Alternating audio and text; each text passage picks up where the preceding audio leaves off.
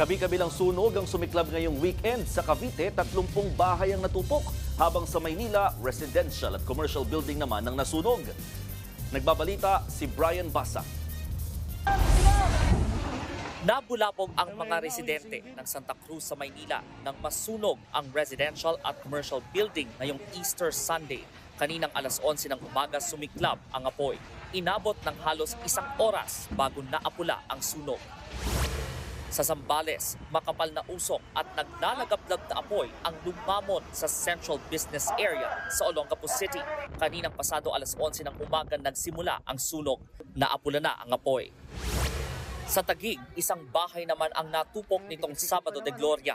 Pasado alas 2 ng hapon nagsimula ang sunog. Mabilis naman itong naapula. Wala namang nadamay na ibang bahay. Sa Cavite, isang residential area rin sa bayan ng Silang ang nilamon ng apoy nitong Sabado de Gloria alas 7 ng gabi. Tumagal ng higit 2 oras bago ito naapula.